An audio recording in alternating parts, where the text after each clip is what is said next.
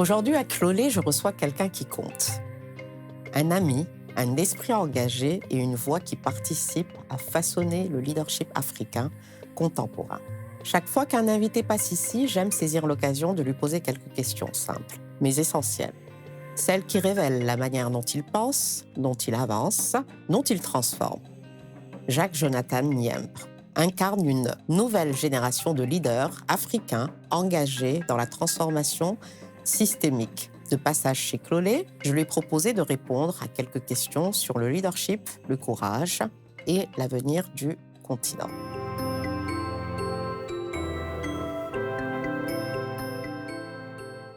Selon toi, quel est aujourd'hui l'acte de leadership le plus sous-estimé en Afrique? Je dirais que l'acte de leadership le plus sous-estimé sur notre continent, c'est l'acte de transmission. Transmettre le savoir, transmettre le pouvoir est souvent, pas souvent inaperçu dans notre continent, alors que pourtant c'est un acte, certes, de renoncement, mais c'est aussi un acte de capacitation et un acte qui permet dans nos sociétés de pouvoir donner à la jeunesse les moyens, les outils pour pouvoir transformer notre société. Et je pense que aujourd'hui, au cœur de la réinvention, de la renaissance de notre continent, la transmission doit être placée au centre. À chaque fois que nous transmettons la connaissance, que nous transmettons le pouvoir, nous devons, même si ce n'est pas toujours le cas, saluer ce type de démarche et pouvoir leur donner toute leur place. L'amour dans sa dimension éthique, humaine et relationnelle compte-t-il dans l'exercice du leadership, à ton avis? Je crois que dans nos sociétés, l'amour est au cœur même de l'exercice du leadership. Sur le continent africain, on a toujours cette phrase parfois incomprise du président Léopold Sédar Senghor qui disait que la raison est hélène et l'émotion est nègre. Et beaucoup se sont interrogés. Moi, je vois dans cette phrase peut-être l'occasion de mettre en avant à quel point sur le continent africain, dans nos sociétés, dans nos traditions, le cœur est au centre de tout, au centre de la réflexion, au centre de l'action.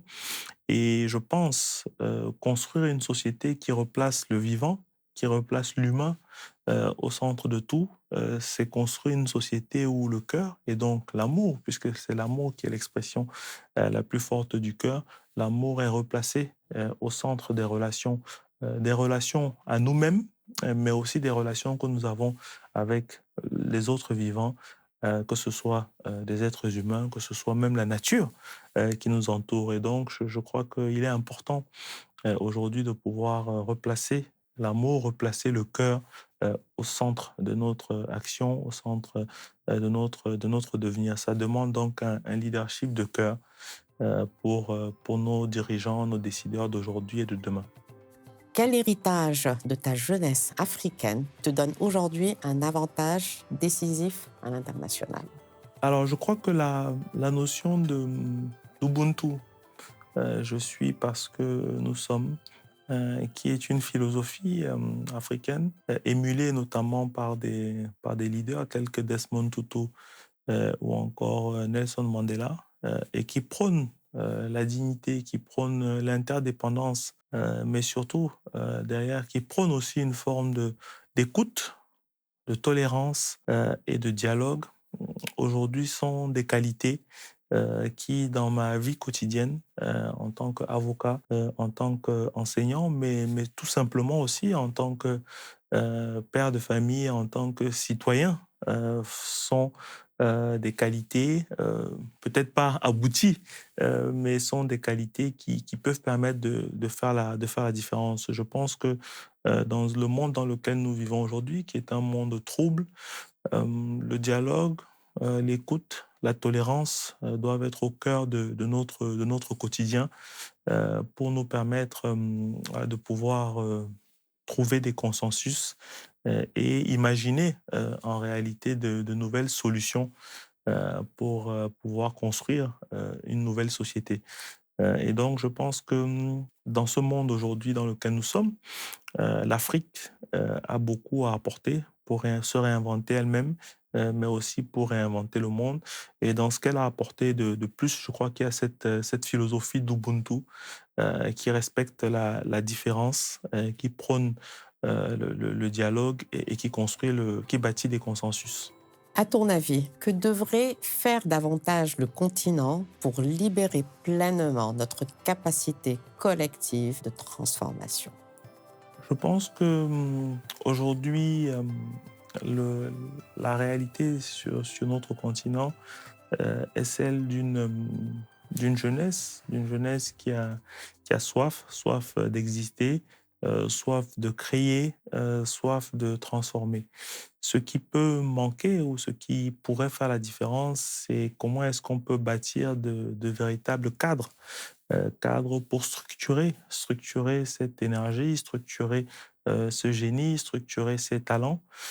Et je pense que sur le continent africain aujourd'hui, nous avons besoin peut-être d'abord d'espace, espace physique, espace virtuel, des tiers-lieux, des incubateurs, mais plus largement des forats qui peuvent permettre de pouvoir faire converger les visions, structurer les pensées et créer des synergies autour des actions.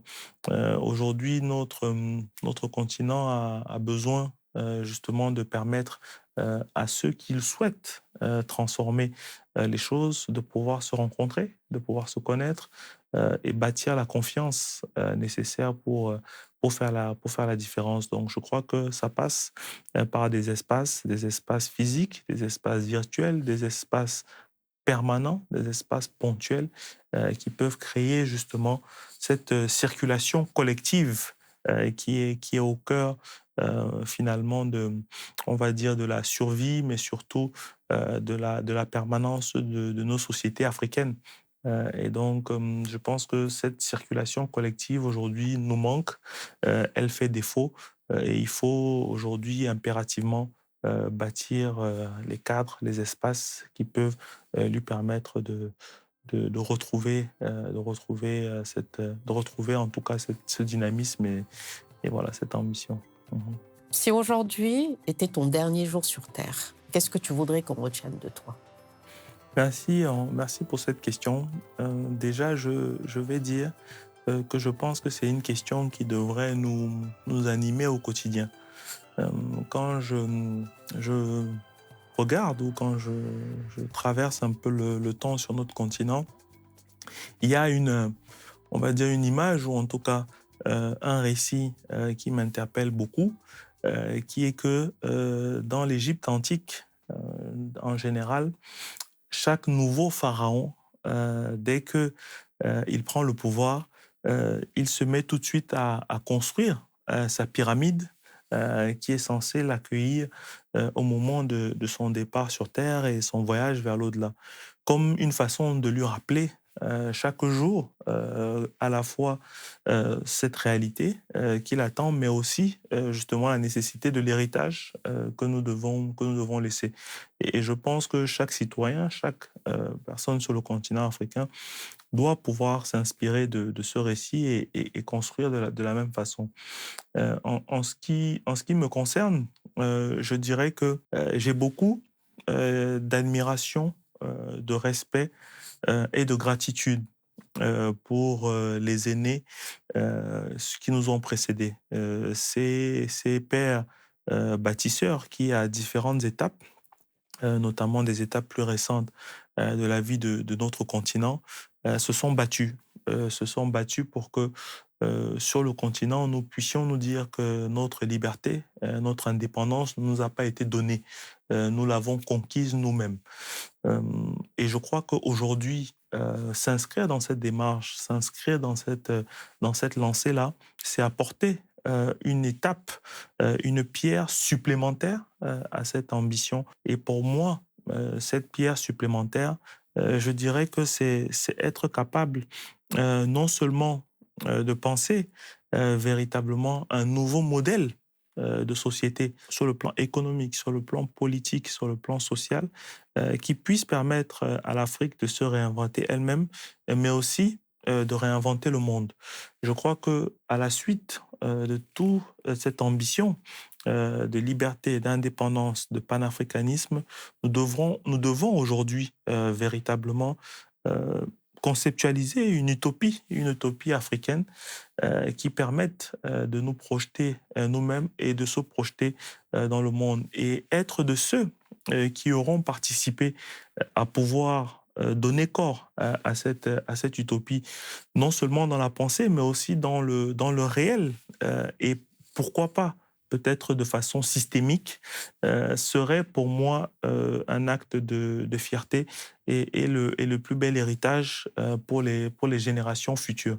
Je dis souvent que mon souhait, mon idéal serait que nos enfants aient le choix y compris le choix de prospérer sur le continent, d'y vivre, d'y faire toutes leurs études et de travailler et d'inspirer le reste du monde à partir du continent. Et je crois qu'un tel héritage peut permettre de leur donner suffisamment la dignité, la confiance et la créativité nécessaires pour réaliser cette ambition et ce rêve.